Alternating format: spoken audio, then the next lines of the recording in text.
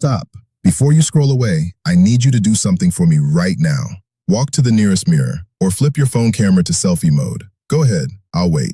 Now look at your earlobes, not your ears, your earlobes. The soft, fleshy part at the bottom. Tilt your head slightly and look closely, under good light if you can. Do you see a diagonal line running across your earlobe? A crease that cuts from the ear canal down toward the outer edge, like someone pressed a fingernail into the skin and left a permanent mark. On one ear, or worse, on both? If the answer is yes, I need you to keep watching this video until the very end. Because what you're looking at right now has a name. Doctors call it Frank's sign. And what I'm about to tell you about this tiny, harmless-looking wrinkle could be the single most important thing you hear this year, maybe this decade of your life. Because here's the truth that 90% of Americans over 55 have never been told. That crease on your earlobe is not just a wrinkle from sleeping on your side. It is not just getting older. It is not just skin folding the way skin folds. Multiple peer-reviewed studies, some going back more than 40 years, have linked that exact diagonal earlobe crease to a dramatically higher risk of cardiovascular disease, heart attacks, coronary artery blockage, and yes, stroke. Let me say that again, slowly, so it lands. A crease on your earlobe has been connected in study after study to the #1 killer of Americans over the age of 55. And most people never know. They shave around it. They tuck their hair behind it. They see it every single morning in the bathroom mirror for years, sometimes decades, and never once do they think, that could be a warning. Now let me tell you about a man named Robert, 68 years old, retired mechanic from Ohio, loved his grandkids, loved his Saturday morning coffee, loved his old Chevy. Robert had that crease on both earlobes for at least 15 years. His wife noticed it once. She even joked about it. He shrugged and said, "That's just how I sleep." His doctor never mentioned it. Not once. Not at his annual physical. Not at his cholesterol check. Not when he complained about being tired. On a Tuesday morning in April, Robert bent down to tie his shoe and never stood back up.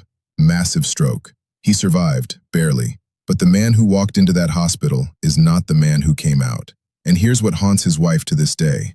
The warning was on his face. For years, in plain sight. You see, your body is not silent. Your body is screaming. It's whispering, then talking, then shouting warnings weeks, sometimes months, before a major cardiac event or stroke. The earlobe crease is one of those signals. A visible, external clue that something is happening deep inside your arteries. Something that connective tissue researchers and cardiologists have been quietly documenting for decades.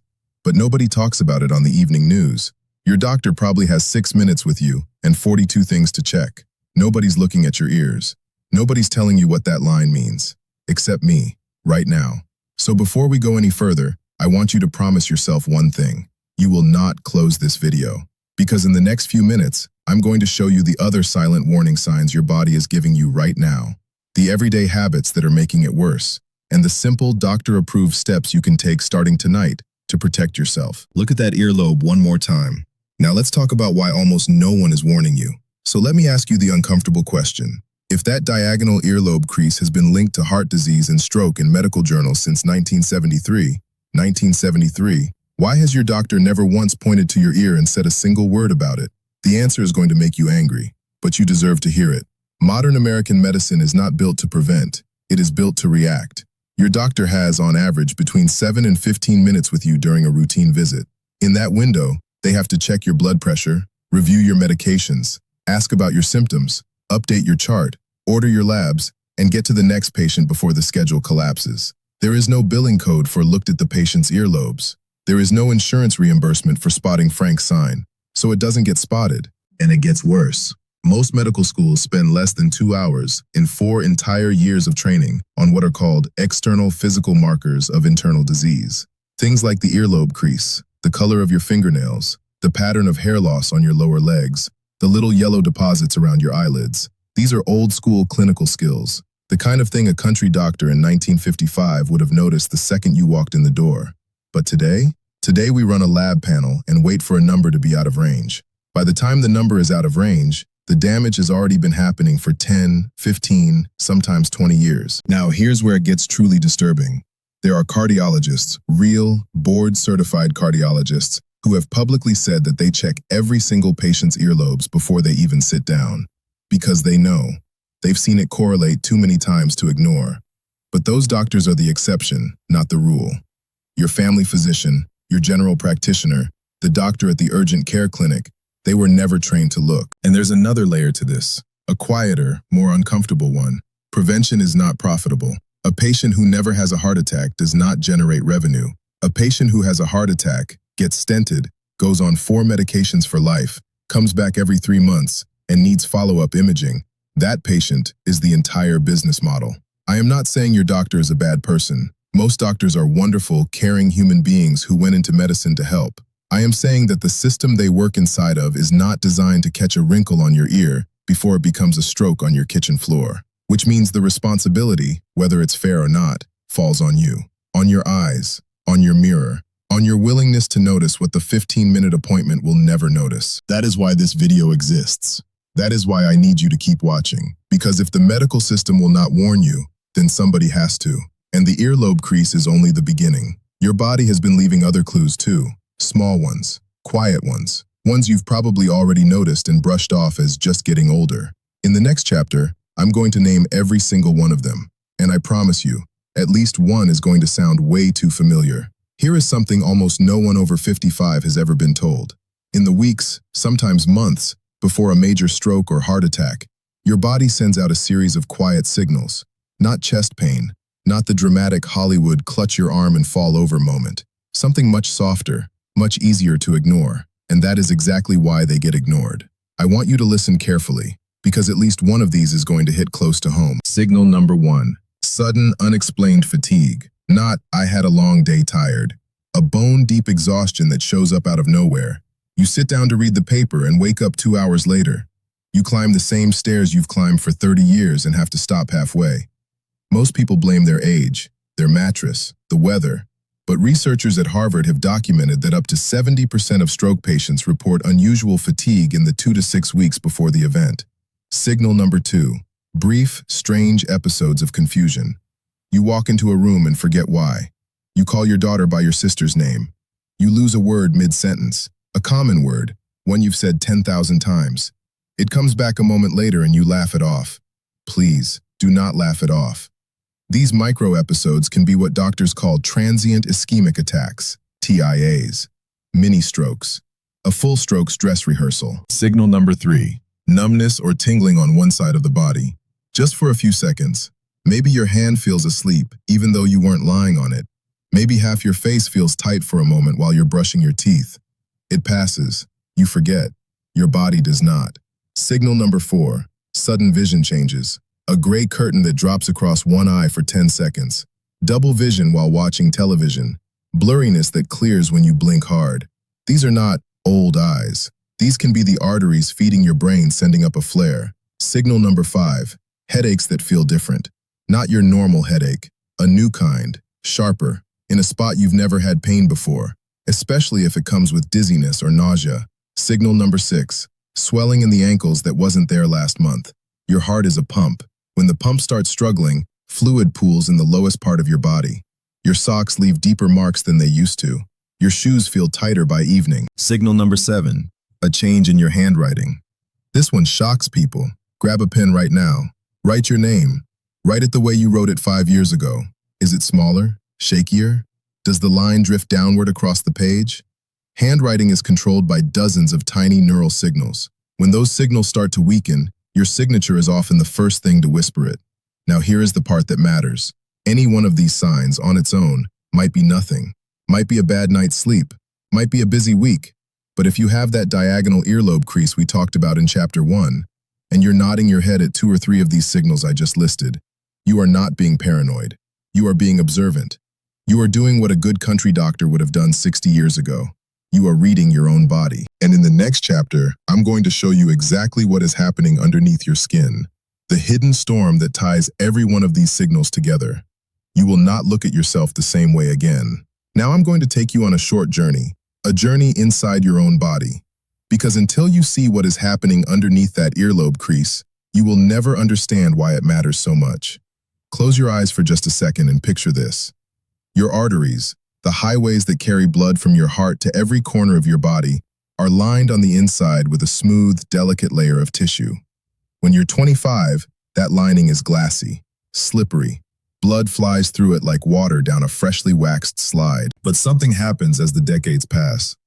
Every cheeseburger, every cigarette you or someone in your house ever smoked, every night of poor sleep, every spike of stress, every point your blood pressure crept up and stayed up, each one leaves a tiny scratch on that glassy lining. And into those scratches, your body deposits a substance called plaque, a waxy, stubborn mixture of cholesterol, calcium, and inflammatory cells.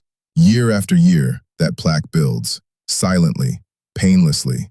Your arteries begin to narrow. The highway becomes a two-lane road, then a country lane, then a single-file path. Your heart has to push harder to move the same amount of blood. Your blood pressure creeps up. The tiny capillaries in your extremities, including the ones feeding your earlobes, begin to collapse from lack of circulation. And that is where the crease comes from. The earlobe is one of the only spots on your entire body that has no cartilage, no bone, and no major muscle supporting it. It is pure soft tissue fed by microscopic blood vessels. When those vessels start dying from poor circulation, the fatty tissue underneath collapses inward, and the skin folds over itself into a permanent diagonal line. Frank's sign is not a wrinkle. It is a scar left behind by capillaries that suffocated. Now think about this. If the tiny vessels in your earlobe are dying, what do you think is happening in the tiny vessels feeding your brain? Your heart? Your kidneys? The earlobe is simply the one place you can see the damage from the outside. It is the tip of the iceberg poking above the waterline. Underneath, silent, invisible, is a slow-motion catastrophe. And here is the part that terrifies cardiologists. Plaque does not just narrow arteries. Sometimes, without warning, a piece of it ruptures, cracks open like an egg. When it does, your body panics and rushes clotting factors to the site, and within seconds, a blood clot forms that can seal the artery shut completely. If that happens in a coronary artery, it's a heart attack. If it happens in an artery feeding the brain, it's a stroke. That is the storm. That is the truth underneath the skin. Not aging, not bad luck, not it runs in the family. A physical, mechanical, measurable process that has been building inside you for 20, 30, 40 years, and is leaving little clues on the outside for anyone brave enough to look. The good news? Plaque is not a death sentence. Studies have shown it can be slowed, halted, and in some cases even reversed, but only if you stop feeding the storm. And in the next chapter, I'm going to show you the everyday mistakes that are loading the gun. I want you to pay very close attention to this next section, because I am about to describe your average Tuesday, and by the end of it, you're going to realize that the storm we just talked about is not being fed by something exotic or rare. It's being fed by 5 ordinary habits that almost every American over 55 does without a second thought. Mistake number 1, the morning sit. You wake up, you shuffle to the coffee pot, you sit down with the newspaper or the television or your phone, and you don't stand back up for the next 2, sometimes 3 hours. Your blood, which has been still all night, stays still. Circulation to those tiny capillaries, the ones we just talked about, slows to a crawl. Cardiologists now call prolonged morning sitting one of the most damaging habits of the modern retiree. The fix takes 90 seconds. Stand up every 20 minutes. Walk to the window. Walk to the mailbox. Your arteries will thank you before lunch. Mistake number 2, the hidden salt bomb. It is not the salt shaker on your table that's the problem. It's the bread, the deli meat, the canned soup labeled heart healthy, the frozen dinner that says light. A single serving of some of these products contains more sodium than a large order of fast food fries. Excess sodium pulls water into your bloodstream, spikes your blood pressure, and puts pressure on the very artery walls where plaque is forming. Most people over 55 are eating nearly twice the recommended daily amount and have no idea. Mistake number 3, dehydration disguised as thirst you don't feel. Here is something few people know. After age 55, the thirst signal in your brain begins to weaken. You can be significantly dehydrated and not feel thirsty at all. Dehydrated blood is thicker. Thicker blood clots more easily, and thicker blood puts enormous strain on a heart that is already pushing against narrowed arteries. Most seniors need between 6 and 8 glasses of water a day, and most are getting 3. Mistake number 4, the sleep myth. I only need 5 hours. I've always been a light sleeper. I nap during the day. Please listen. During deep sleep, your body performs critical repair work on your artery linings. It clears inflammation. It regulates blood pressure. Consistently sleeping fewer than 6 hours a night has been shown in multiple large studies to raise stroke risk by up to 48%. Naps do not fully replace it. Your arteries need the long, uninterrupted night. Mistake number 5, the loneliness factor. This one surprises people the most. Chronic loneliness and social isolation have been shown to raise cardiovascular risk more than smoking 15 cigarettes a day. Your nervous system reads isolation as a threat. Cortisol rises, blood pressure rises, inflammation rises. If you live alone, if your circle has shrunk, if days pass without a real conversation, this is not a small thing. It is a medical issue. 5 habits, 5 triggers, 5 fingers pulling the same trigger every single day. But here is the beautiful truth. Every one of these can be reversed, starting tonight. And in the next chapter, I'm going to give you the exact protection plan that actually works. All right, this is the chapter you've been waiting for, because everything up to this point has been about the problem. Now we talk about the solution.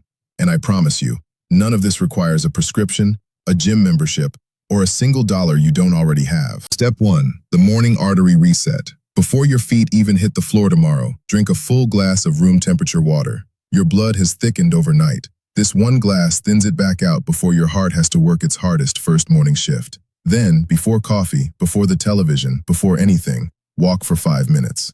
Around the house, around the yard, it doesn't matter. 5 minutes of gentle movement in the first 30 minutes of waking has been shown to lower morning blood pressure spikes, which is when the majority of strokes occur. Step 2, the 10-minute rule. For the rest of the day, whenever you sit down, set a quiet timer for 30 minutes. When it rings, stand up and move for just 10 seconds. Roll your shoulders, walk to the sink, stretch your calves. This tiny act keeps the tiny capillaries in your legs, arms, and yes, your earlobes from collapsing. It is the single easiest circulation habit ever discovered, and almost no one does it. Step 3, eat the color of your medicine. Deep purple, deep red, deep green, blueberries, beets, spinach, dark grapes, pomegranate. These foods contain compounds called polyphenols that have been shown in clinical studies to reduce arterial inflammation and in some cases help stabilize existing plaque so it doesn't rupture. You don't need a supplement, you need a bowl, 1 serving a day.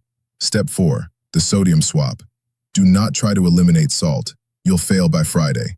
Instead, replace 1 processed food per day with a fresh version. Swap deli turkey for a hard-boiled egg. Swap canned soup for a homemade broth. Swap the frozen dinner for a simple baked chicken. 1 swap, every day. In 3 weeks, your blood pressure will begin to drift downward on its own. Step 5, the 7-hour minimum. Protect your sleep like it is medicine, because it is. Cool room, dark room, no television in the bedroom, screens off 1 hour before bed. If you struggle to fall asleep, try a warm shower 90 minutes before. It triggers a natural drop in core body temperature that mimics the body's own sleep signal. Step 6, the human connection prescription. Call 1 person a day, not text, not email. Call, even if it's 5 minutes, even if it's your cousin you haven't spoken to in a year. Human voice contact has been shown to lower cortisol within 4 minutes. Your heart is a social organ. Feed it, people. Step 7, check the mirror every Sunday. Look at your earlobes. Look at your ankles. Write down your handwriting once a week on the same piece of paper. Track yourself, because you are now the observant one. You are now the country doctor. Do these 7 things, not perfectly, just mostly, and you will be doing more to protect your heart and brain than 90% of the people watching this video. But there is one final warning I need to give you, and you cannot skip it. Here is the final warning, and I need you to hear it the way a good friend would say it to you across a kitchen table. Do not wait. Do not tell yourself you'll start on Monday. Do not tell yourself you'll bring it up at your next appointment in 6 months, because the storm we talked about does not run on your calendar. It runs on its own. And every single day you feed it, with the sitting, with the salt, with the shallow sleep, with the silence, is a day it grows stronger. I am not trying to frighten you. I am trying to wake you up. Because the people who survive the next 10 years in good health are not the ones with the best genes or the best doctors. They are the ones who paid attention. The ones who looked in the mirror and asked hard questions. The ones who made small changes before the big event forced them to. You already have more information than most people your age will ever have. You know about the earlobe crease. You know the 7 whispers. You know what's happening under your skin. You know the 5 mistakes. And you know the 7 steps. Now do one more thing for me. If this video has helped you, if even 1 sentence made you sit up straighter, share it with someone you love. A spouse, a brother, a friend from church. Because somewhere out there is a person just like Robert, tying his shoe on a Tuesday morning, who will never stand back up. And your one share might be the reason they do. Subscribe, because the next video I make could be the one that saves your life. I'll see you there. Take care of yourself, please.